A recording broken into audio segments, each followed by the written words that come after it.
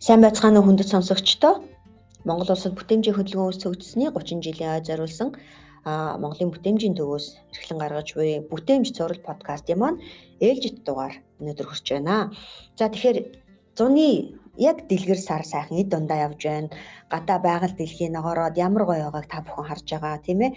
За тэгээ зарим нь ч магадгүй ажил амралтаа аваад хөдөө гадаа аялаад байгаль сайхан байгальд гараад их орон минь ямар сайхан юм бэ гэд бодцсон сууж байгаа бах. Тийм ийм өдөр одоо манай бүтээмжийн төвийн эксперт хишгээ бит хоёр хишгэлгэр бит хоёр ногоон бүтээмж гэдэг сэдвээр ярилцах гэж байна. Хишгээ тэгэхээр за 100 одоо ямар байна? Ямар сэтгэлтэй байна? Сайхан байна. Та сайхан наадсан уу?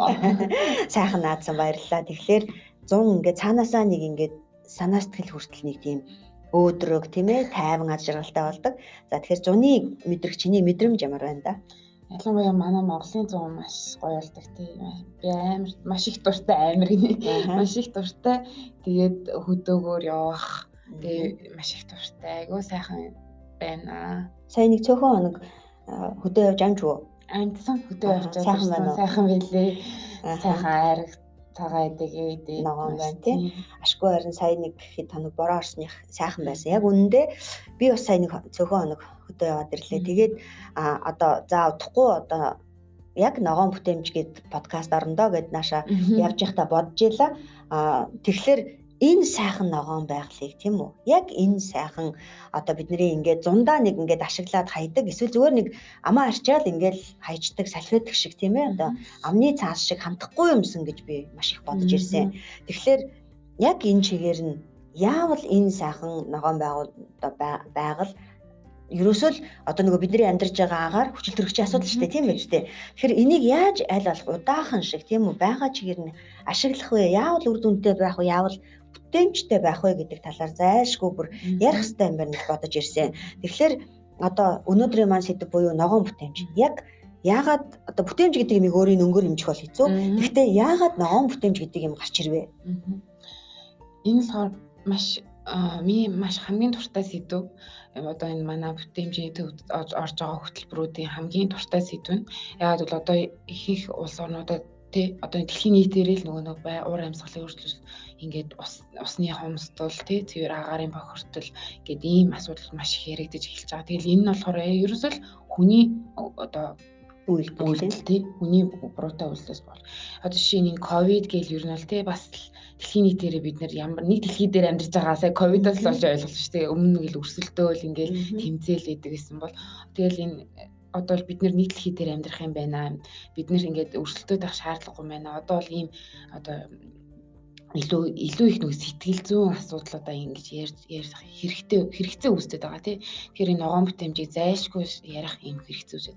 Тэгээд юуг өөрчлөх гээд байгаа юм бэ гэхээр зүгээр л бидний шаардлага нь хүний хандлагыг л өөрчлөх хэрэгтэй юм байна. Тэгснээрээ бид нэр өөрөө нөгөө бүх юмдаа сэтгэлээ өөрөө нэг л удаа агаарыг аваад нэг л удаа усыг аваад өөрөө бүтээдэг тэрийгээ дахин ашигладаг ийм соёл хандлагыг бий болгосноор бид нэр тэгээд нөгөө нэг одоо улс их орноосоо нөгөө нэг юг өөрсдөө бий болгоо нарны эрчим хүчийг ашиглаад өөрсдөө бий болгох юм боломжтой.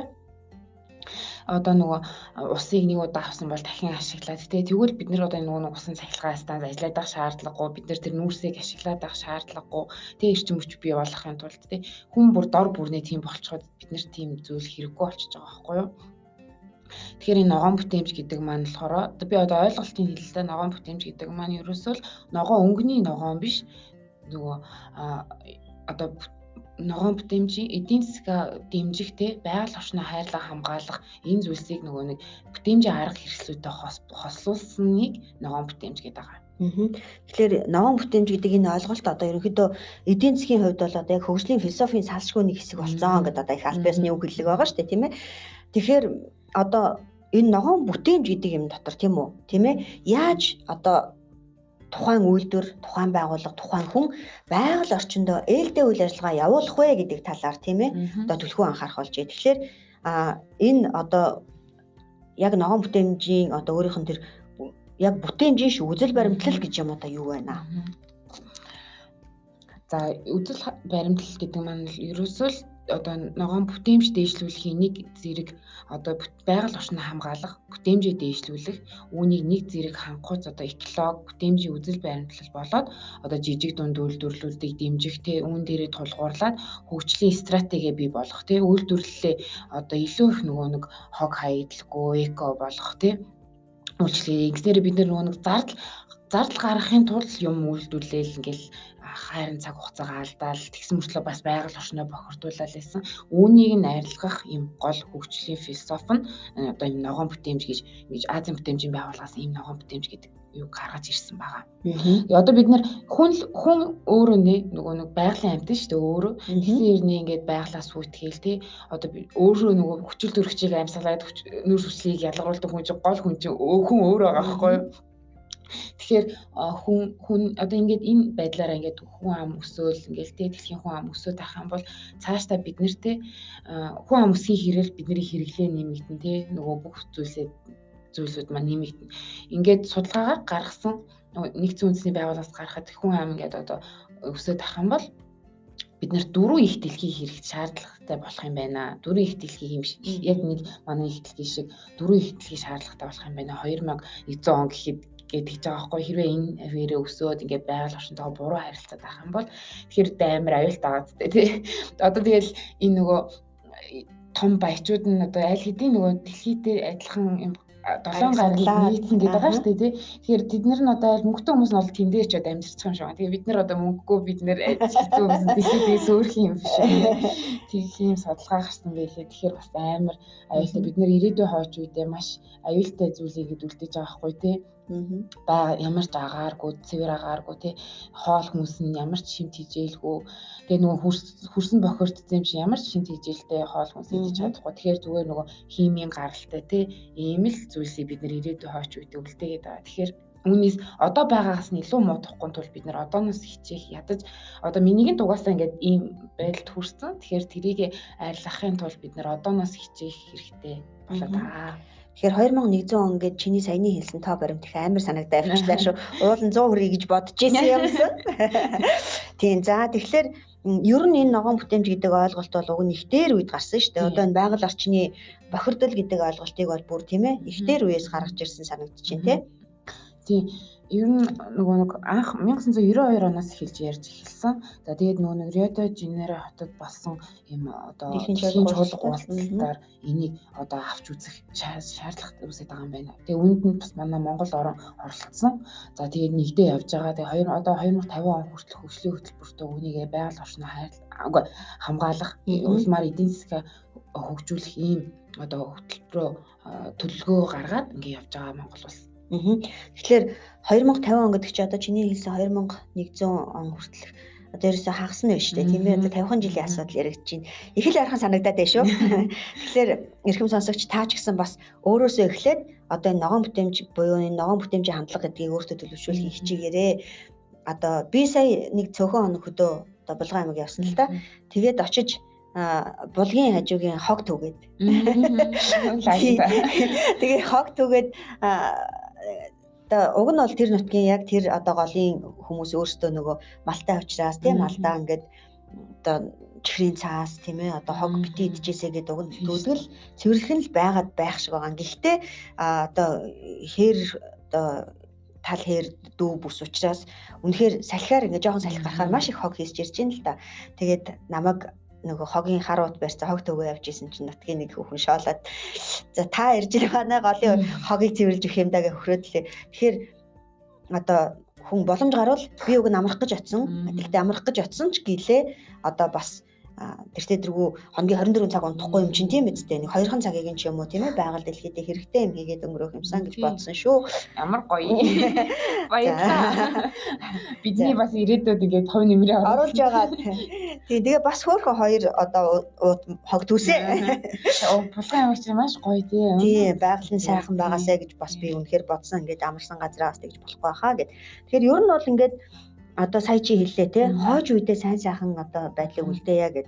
Тэгэхээр ер нь одоо энэ нөгөө ногоон бүтээмжийн одоо дамжиж одоо хүрх хөгжил тэрний гарцсан гэж одоо юу байх юм бэ? Энэ ногоон бүтээмж гэдгийг хэрэгжүүлээд одоо ямар үр дүнд хүрэх юм? Тийм ээ. Тийм ногоон бүтэмжийг хэрэгжүүлснээрээ ер нь бол ингээл бид нар нөгөө амьдрах орчны баталгаагаа бүрдүүлэхтэй цаашдаа ирээдүйд би нөгөө өөр хүүхдээ сайхан амьдрасаа л гэж хүн хүсэн шүү дээ тий.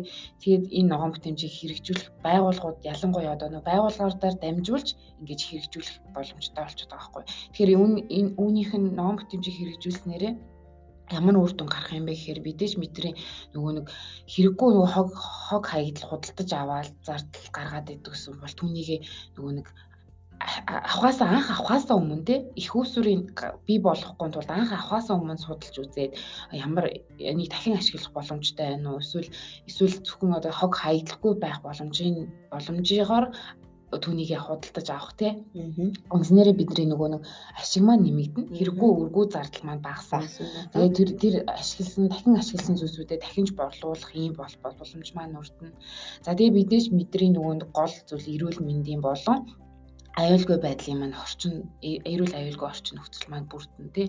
За тэгээ бүтээгдэхүүн үйлчлэгийн маань чанар маань бас дагаад дээшлэн мэдээж эрүүл эко болоод ирэхээр тий.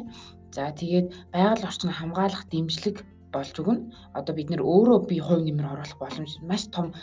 Би хүн өөрөө ингээд өөртөө ингээд амар бас бахарах зүйл ингээд төрж эхэлнэ тий. За тэгээд мөн зохион байгуулалт менежментийн тогтолцоо маань одоо яг жигэд найдвартай явагдах боломж бүрдэнэ. За тэгээ байгууллагын бас имиж маань сайжрна. Энэ байгууллагч нэрээ ингээд нөгөө нэг байгаль орчныг хамгаалах ажлууд хийх хариуцлагатай газар байна шүү тийм ээ. Тийм тэгээ би тэгвэл энэгээр өөрчлүүлэх юм ээ. За би тэгвэл нөгөө анх эко бүтээгдэхүүн үйлдвэрлэх. Тэгэхээр би эднийхээс авах юм байна штэ. Би бас дараа нь дахиад нөгөө байгальтай хог хаягдл үүсэхгүй байх боломжтой юм байна штэ гэд ийм бас сайжирнаа. За тэгээд ажил систем маань одоо сэтгэл ханамж бас дайшлна. Бие биентэйгээ харилцаа маань бас дагаад мэдээж хүн өөрөө нөгөө хүсэж байгаа юм аа найзаасаа ингээл тэрсэд болдгоо гэж муулаад байх биш те. Хүн өөрөө хүсэж байгаа юм аа өөрөө төрүүлж ялхмаа гэдэг ч те. Бас ийм бүгдээрийн ийм хандлагатай болж ирэх боломжтой. За тэгээд нөгөө одоо энэ бидний нөгөө яриад байгаа тий доктортой хөгжлийг хангах, эдийн засгаар доктортой байх ийм орчин нөхцлүүд маань бас бүрдэж ирдэг. Ийм үр-дүнгууд авчирдаг. Сая хэллээ тий хаягдлгүй байх, өөрөөр хэлбэл хэрэггүй зүйлсийг үйлдвэрлээд байх биш. Одоо эсвэл ингээд хэрэгэлсэн юмных нь үлдэгдэл нь хог болоод байх биш. Эргэж ингээд тийм ээ өөрийгөө ингээд одоо нэг зүйл нөгөөгөө санхүүжүүлээд явах ийм эдийн засгийн эргэлтэнд ороод эхлэхээр эдийн засгийн үр өгөөж угаасаа бас дээшлэх тийм ээ. Тэгээд байгалийн нөөц бол одоо хомсдохгүй байх тийм би. Одоо байгаагаас илүү дордуулах байх бүрэн боломжтой. Тийм. Одоо тэгээд цэвэр хаягдлгүй үйлдвэрлэл дахин ашиглах зэрэгээр тийм хүмүүс ийм болох боломжтой. Одоо энд би нэг жишээ яриа л да тийм нүүрс одоо бидний одоо хэрэгэлтийн нүүрс хамгийн их нүүд улаан ялгаруулдаг л да. Протон, нейтроныг бид нэр ашиглаад электроныг ашиглаад нүүрс маань бидний одоо 200 жилийн нөөцтэй. За тос одоо бидний ашигладаг тос газрын тос маань 45 жилийн нөөцтэй. За хий маань 65 жилийн нөөцтэй гэсэн юм судалгаа байдаг. Одоогоор тэгэхээр одоо энэ нөөц дуусгардаг дараа нь яах вэ те? Тэгэхээр бид нэр одооноос л яг эхлэх хэрэгтэй болчиход байгаа байхгүй те? Хүн бүр дор бүрний. Одоо тэгэл нэг хүн суух машинд чинь тэгэл 4 хүний судалтай байдаг те. Одоо л ингээл жижиг машинууд гараад ирсэн шүү дээ. Нэг хүний машин. Тэр маань тэгэл биднэрт бас нөгөө төгжрээ үүсэхгүй байх боломжтой жижиг машин чинь тий. Тэгэл бас нөгөө ашиглах бензин тоосондоо ч хэмнэлттэй бас иймэрхүү зүйлсүүд маш гарч ирж байгаа.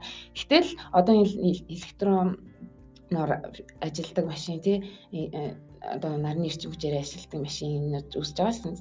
Хизээч нөгөө нэг хүчил төрөгчийн хэмжээг нэмэгдүүлэхгүй нүүрсчлээ гаргаал яг хөө бензинийг ашиглахгүй л байгаа ч гэсэн тий. Тэгэхээр бид нэр энэ өөрсдийн бас хэрэглээгээ хянах юм бас боломжууд гинэ шаардлага хариуцлага одоо тий биднэрт өөрөг тийм одоо ноогдож байна тий. Тэгэхээр мэдээж хэрэг аялал жуулчлал тий нэг дэлхий өөрөө бас том юм да уудам юм да тийм ээ. Тэгэхээр дэлхийн нэг цэгээс нөгөө рүү хүрэхийн тулд одоо яалтчгүй л одоо онгоц ашигладаг тийм үү. Одоо хуучин шиг жишээлбэл Монгол улс одоо Бээжингээс одоо нийслэл хүртэл тэмээгээр жинтэйгээд бараг сар яваад тийм ээ. Тэгээд одоо Улаанбаатар хотоос Москва руу одоо жинтэйхэд явхад 30 хоног байсан гэдэг тийм ээ. Тэгэхээр мэдээж хэрэг тийм их олон хоногийг аян замдаа одоо алдаж өнгөрүүлэхгүй цаг хугацаа өмтэй учраас агарын тээвэр ашиглаж байна. Гэтэл агарын тээвэр маань эргээд бас тийм ээ. Одоо дэлхийд одоо дулаараа их нөлөөлдөг гэж одоо үздэг тийм. Тийм яг хоо бидний нөгөө нэг маш их цагийг хэмнэж ингээд нөгөө хурдан ажиллаа хийх юм юу маань сайжирсан л та. Гэхдээ энэ агаарын тээвэр гэдэг маань аль болох та боломжтой бол тэ агаарын тээврийг сонгохгүй байгаасаа гэж бас зөвлөмөр байна. Тэгээ агаарын аялал нь тээврийн салбарын дулаан айлгуулалтын 12%-ийг бүр дангаараа эзэлж идэг. Тэгэхээр дэлхийн дулаалд маш их хэмжээгээр нөлөөлж идэг. Тэгэхээр бас аль болох нөгөө энэ зүйлсийг бас сонгохгүй боломж нь хэрвээ байвал тэ яг хоо заавал биш л дээ. Гэтэ яг хоо би бас нөгөө байгальтай хувь нэмрээ оруулж ийна л гэж та үзэх бодох тийм ээ. Аха. Тэгэхээр гарахтаас одоо тий ажил дээрээ ч гэсэн ядаж одоо нөгөө нэг цайны цагаараа 1 цаг унтраахад бид нар маш их эрчим хүчийг компьютер одоо унтрааж явах те эсвэл дэлхийн бодоор нь тавих юм маш их эрчим хүчийг хэмжээдэг те. Тэгэхээр яг өөрөөсөө л хүн эхлэх хэрэгтэй боломжтой байхгүй те. Бүтэн 1 цаг зүгээр л асаалтаа ингээл орхих хооронд те зүгээр унтраагаад гарцгаад компьютерооч хайрлаж байгаа те тог цахилгаанаач хэмж байгаа. За байгууллагынхаа нөгөө нэг нөөцийг бас хийд юм яахгүй байх юм. За тийм үү нэг удаагийн аяг тавнаас татгалзах тий өөрөө нь одоо кофе уудаг бол та өөрөө савтайгаа очиж авах түүнийг дахин ашиглах тий за мөн одоо 5 минут 20 минут алхаад явчих газар дээр заавал машин унах бас шаардлагатай юу эсвэл одоо 7 хоногт нэг зүг рүү явдаг хүнтэйгээ хамтраад тойлоо ээлжлээд ингээд машинаараа явж гэж юм уу ингэж тохирч бас явах тий ажил дээр хэрэгжүүлэх юм маш олон юм зүйлсүүд байгаа байгууллагын хамгаалах ийм боломжууд байгаа. За тэгээд цонх онгорхой байхад заавал сэнс ажиллуулах хэрэгтэй юу тий. За тэгээд одоо гэрэл одоо ашиглахгүй өрөөний гэрлээ бас унтрааж хөвших тий. За тэгээд проектор ажиллаж байгаа тохиол заавал гэрэл бас асаах шаардлагагүй тий. Эдгээр ийм зүйлсүүд жижигхэн энгийн юмнаас хэл зурх тийм ээ. Тэгэл одоо ингээл манайх жишээлбэл одоо 2030 он гэхэд цэвэр усны нөөц ингээд байхгүй болно гэдэг байна шүү дээ. Тэгэл ингээл газруудаар ингээл оронгууд ус нь ингээл туслаад л идэг тий. Тэр ингээд жоохон юм шиг харагдаж байгаа боловч тэр одоо өдрөөр хэмжээтэй цагаар ингээд хэмжээд үзэхэд маш их литрийг бид нэр зүгээр тэр чинь цэвэр ус тий бид нэр ундны ус ингээд алдаад идэг. Тэгэхээр тэрийг ингээд яагаад алдаад байна гэдгийг ингээд шинжилээд тий тэрийг зүгээр өөртөө гараараа засчих юм дээр тий эсвэл 1000 төгрөг ч юм уу зарцуулаад нэг тэр боолтыг аваад ингээд засчих юм дээр бид нар маш их ингээд усаа алдаад байгаа байхгүй ингээд маш их амар цамаа хамдаад байгаа тий.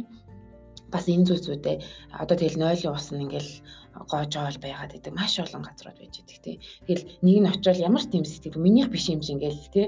Надад ямар ч хамаагүй миний ажил биш юм чи ингээл тэрийг тоохгүй хайдаг тий. Тэрийг бол нэг за ингээл хүн хаач гоож чивэл тий тэрийг ингээ хаачдаг эсвэл ингээд усын дараа ганцудаа даарчдаг ч юм уу ийм хий гоожилтын зогсоолчтой тий.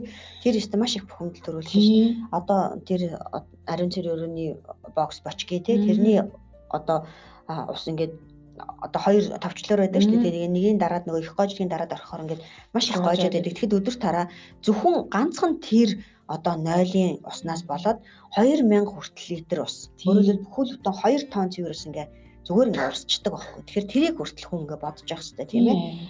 Тэгэхээр үүнээс л одоо та бидний хандлага тийм ээ ногоон бүтээмжийн чих хандлагыг эхлэнэ. Одоо дахин ашиглалт гэдэг ямиг бид нэр зөндөө ярьж байна. Монголчууд дээр үед одоо их ирүүл тийм ээ. Ямар нэгэн тийм одоо Африк төв шиг тийм халдварт одоо нөгөө нийтийг хамарсан тийм халдварт өвчин их одоо тахал их багтай байсан. Одоо ард түмэн гэж байгаа шүү дээ. За тарган дахлаас тарга гэдэг учраас тарган дахл одоо байсан болохоос бусдаар тэгээд би энд бүр зориуд сонсогчдоо нэг одоо түүх гэх юм уу одоо түүхийн тийм баримт хэлье гэж бодож байгаа. Францын нэг эрдэмтэн одоо яг анагаахын гэж байгаа шүү. Эрүүл мэндийн эрдэмтэн ирээд монголчууд 21 онд тий одоо яагаад тийм ямар ч эрүүл мэндийн мэдлэггүй 1910-ад оны үеийн Монголыг гэж байгаа шүү. Судалсан гэж байгаа юм л да Францын 1950-ад оны үед. Одоо тий яагаад тийм бохор заван аимшигтай уранхаа ингээд бүр ингээд хэр даг болсон хувцастай. Тэгээд заримдаа баг зүгээр ингээд одоо баг дээлийнхаа хормоогоор аяга арчин гутаа ингээд хоолоо идчихдэг тийм үү. Бүр ингээд сэжиг хөрмээр тийм байхад яагаад энэ монголчууд ерөөсөө ингэж тийм нийтийг хамарсан юм алдарт өвчин байхгүй байгаа юм болоо. Яагаад байгаагүй вэ гэж их судалсан гэж байгаа юм л та. Тэгээд тэр одоо докторийн хийсэн судалгаа юу байсан бэ гэвэл монголчууд хизээч аягаа сольдоггүй. Өөрөөр хэлбэл яг хүн болгон өөр аяхтай. Ялангуяа монгол эрчүүд ингээд маш их гадуурт хэмдэг тийм үү. сайхан айл гэсэд аяг таашаа мэргүүлээд айрыг уугаа явна да. Ямар тохиолдолд яг өөрийнхөө аягыг өөрөө хэрэгэлдэг. Хизээч одоо тий бусдын юм хэрэгэлдэг. Яг өөрийнхөө аяганд дуудаг. Яг өөрийнхөө аягыг одоо өөрөө арчиж, өөрөө цэвэрлэж, өөрөө ариун цэврээ хангаж явдаг. Тийм учраас нөгөө одоо амаар дамжих гэдэг юм уу, тийм үү? Тэр нөгөө агаар туслын зам гэж ярьдаг тийм ээ. Тийм өвчлөл их багтай байжээ. Тэгээд хүн болгон өөрийн савхтай. Тийм ээ? Хүн болгон өөрөө утгатай. Тийм учраас тэнд илүү юм байгаагүй. Яг хүн болгон өөрөө хэрэглээтэй. Дээрээс нь хизээч хоорондоо янз бүрийн тийм өвчлөлтэй хүмүүс хоорондоо ингэж холилдож байгаагүй юм байна. Энэ бол одоо тийм халдварт одоо цар тахал тардаггүйгийн гол шалтгаан байжээ гэсэн дүгнэлт хийсэн байт. Тэгэхээр одоо эргээд одоо бид нэр юу гэж ярьдаг вүлээ? Хүүхдэд багаас нь өөрийнх нь аяг та болго, өөрийнх нь халдварыг хэрэглүүл, хүн болгон өөрийн алчууртай бай. Хүн болгон өөрөө аягтай бай гэдэг тийм үү? Эргээд одоо 100 жилийн дараа, яг 100 жилийн дараа болж шүү тийм ээ. Тэгэхээр бас монголчууд тэр талаар үнэхээр байгаль орчинтойгоо төгс зохицолгоотой байсан сайн юмнуудыг нь бид нар авч хэрэглэх хэрэгтэй.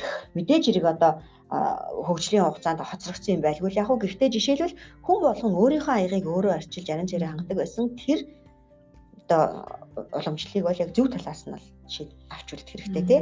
Тэр нь эргээд яг байгаль орчинд одоо үзүүлж байгаа бас нэг эрг нөлөө. Тийм. Угаасаа монголчин тий ямар нөгөө нэг цэвэр агаартай тий ямар одоо ингэ сайхан байгаль дэлхийтэй гээ ойрхон юм байсан тий. Одоо тэгэл ер нь бол маш их сүйдэг чинь тий энэ хотын хүмүүс л ер нь бол амар муухай штэ одоо амар одоо ялангуяа 100 маш их амар зугаалал. Тэгэл тэр голыг ингээл бүр ингээд идэж уусан юм ингээл хайдаг тий тийм бас муухай аж болохгүй. Ийм зүйлсүүд одоо энэ хандлагаал хүмүүс өөрчлөх хэрэг үүсэж байгаа тий.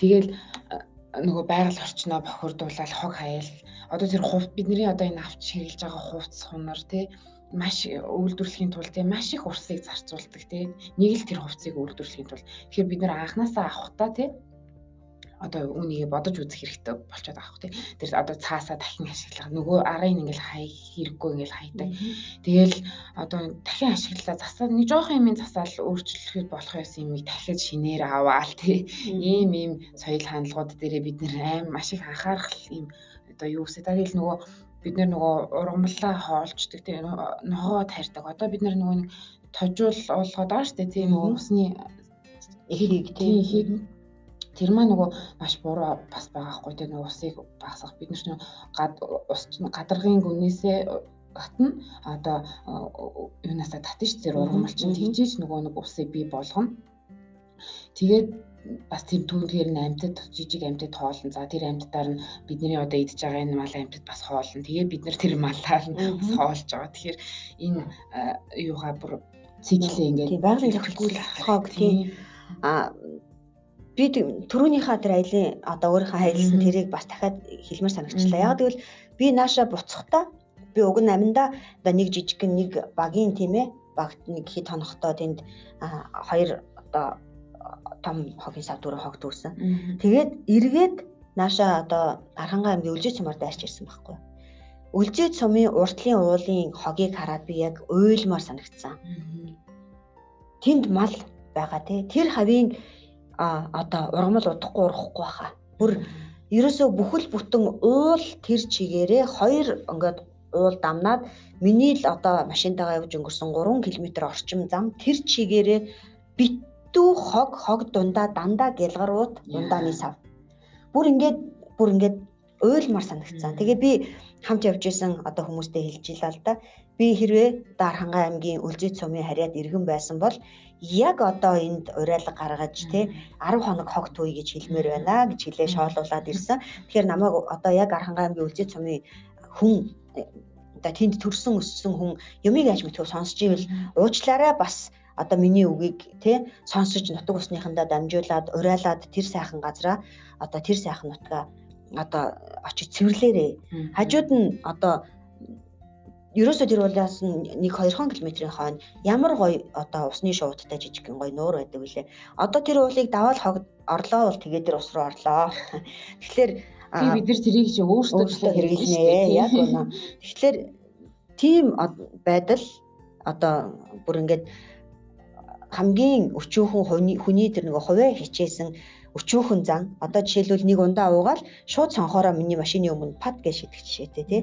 Гүйцэж төрүүлээд очиод уурлаа загнах жишээтэй. Тэр ингэж амьдрмааргүй байна. Тийм ээ хүмүүсээ. Амиа бодсон зан гаргаж ингэж амьдруугаа байхгүй. Таны болон таны ирээдүйд таны гарт байгаа байхгүй тий. Энийг та өөрөө л өөрчлөлтийг бий болгох одоо юм боломжтой. Та ингээл одоо уус гахи орны хүмүүсээсээ ингээл өөр хүнээс хүсэж байгаа зүйлээ бид нар өөрөө л ийм болох боломж байгаа шүү гэдгийг хэлмээр байна. Тэгэхээр битэр нэвтрүүлгийнхаа төгсгөлд юу гэж хэлэх гээд байна гэхээр ногоон бүтээмж гэдэг бол их жижиг юмнаас эхэлдэг. Тийм ээ.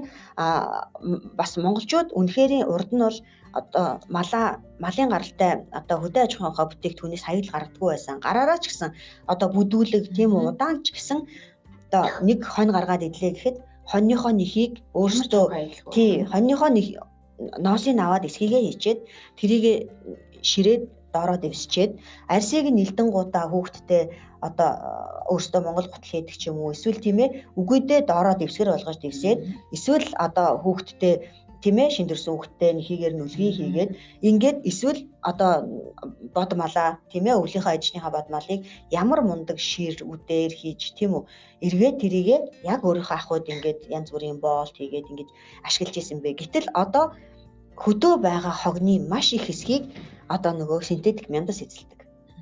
Одоо тэр хажуугаар нь тэр үлжидийн хажуугаар гарахад бол ингээд баг ингээд хуйлаатай ингээд нэг одоо бутанд тий ингээд бүр баг хэдэн 10 м гэмээр ингээд мяндас аруулцсан байгаа байхгүй. Тэрнийг давж тэр ургамал хөрхи ургана гэж заавна. Ургамалтай нь хамт тэрийг нүхрээд нь тэгээд тэр үхэр нь одоо олигтой шимтжэл авахгүй эрт үхэн тийм үү. Одоо малын тийм бид нарыг дагаад мал маань хүртэл хортой хоол идэж байгаа шүү.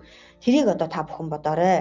Тэг өөрсдөө амраа бодоод ингээд одоо ийм илүү амрал одоо тэгэл хизээлх монгол хүн одоо мотоциклоор мал хариулдаг байлаа гээл одоо баг мотоциклгүй машинаар явчихлаа хөдөө байхгүй болсон хэлж шүү дээ. Тэгээд монголчууд өөрсдөө уг нь амар тийм зөв амьдралтай зөв хэмнэлтэй хүмүүс байсан байгаа байхгүй тий. Гэсэн чи одоо бүр шал өөр болсон тий.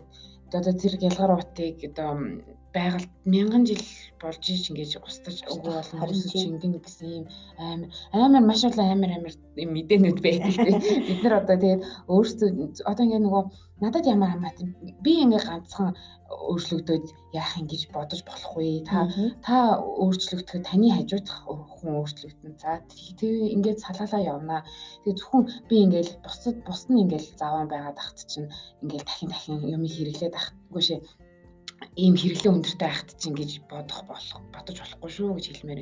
Та өөрөө өөрчлөгдөхөд ингээд таны эргэн тойрны энэ маш олон 10-аад хүн чинь ингээд өөрчлөгдөх боломжтой. Тэгэхээр за тэр 10 хүний цаана дахиад тус бүрд нь 10 хүн байгаа тийм ээ. Ингэх боломжтой.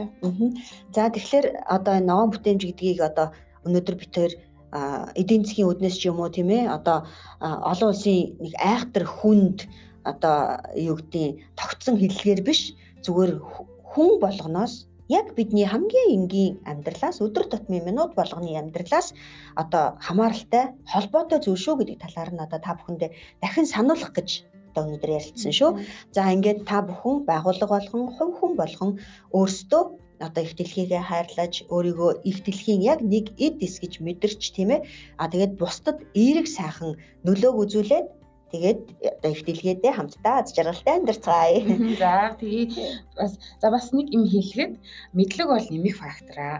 Ур чадвар бол бас нэмэх фактор. Харин зөв хандлага бол үржих фактор аа гэдэг үгээр энэхүү одоо ярьж өндөрлөмөр байна. Баярлалаа. Тэгэхээр та бүхэн минь одоо зөв хандлагатай байж өөрийнхөө зөв хандлагыг үржүүлэн бусдад түгээгээрэй. За ингээд өдрийг сайхан өнгөрүүлээрэй. Та бүхэндээ баярлалаа. Баяртай.